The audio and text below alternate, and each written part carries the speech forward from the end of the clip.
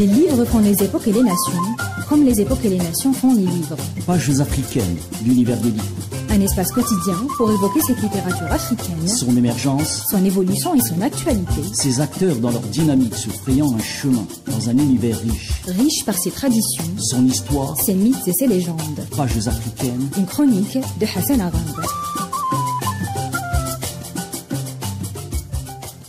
Bonjour à tous. C'est un ouvrage majeur que je vous présente aujourd'hui, Les damnés de la Terre de François Fanon. Les damnés de la Terre est publié fin novembre 1961 alors que son auteur lutte contre la mort dans une clinique près de Washington, aux États-Unis. Selon la biographe de François Fanon, Alice Cherki, l'impression de ce livre s'est déroulée dans des conditions difficiles de semi-clandestinité et ce pour le protéger de toute éventuelle saisie à la sortie du marbre. Malgré les précautions prises, le livre est interdit dès sa diffusion sous le chef d'inculpation, je cite, d'atteinte à la sûreté intérieure de l'État. Fin de citation.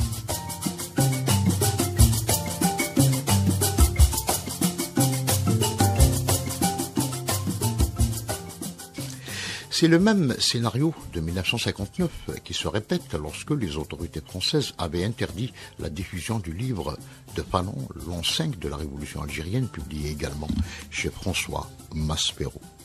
Malgré cette interdiction en France, le livre circule et la presse lui donne un large écho. François Fanon va recevoir le 3 décembre 1961, 3 jours avant son décès, un exemplaire et des coupures de presse.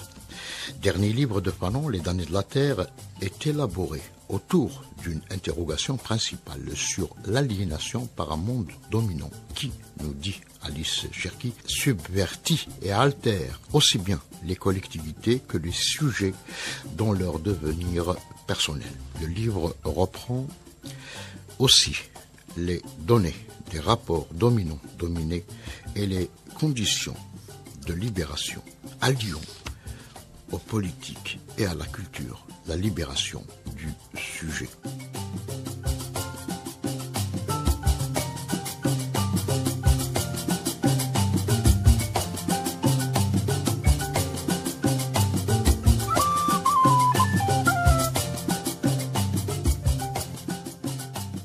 À ce propos, Fanon consacre deux chapitres à la culture et son rapport avec la construction de la nation, ainsi qu'aux troubles psychiques, traumatiques, engendrés de part et d'autre par la guerre de libération nationale algérienne. Les différents thèmes qui composent les 5 chapitres du livre sont disposés, selon Alice Cherki, comme des fragments, comme des strophes d'un poème auquel se mêlent des temps d'analyse rigoureuse, mais toujours écrites dans une langue qui cherche à produire au-delà des significations, une compréhension qui n'est pas liée au seul maniement du concept. Il faut dire enfin que nombreux sont ceux qui ont reproché à Fanon d'avoir insisté sur la violence dans Les damnés de la Terre. Mais pour lui, cette violence, au lieu d'être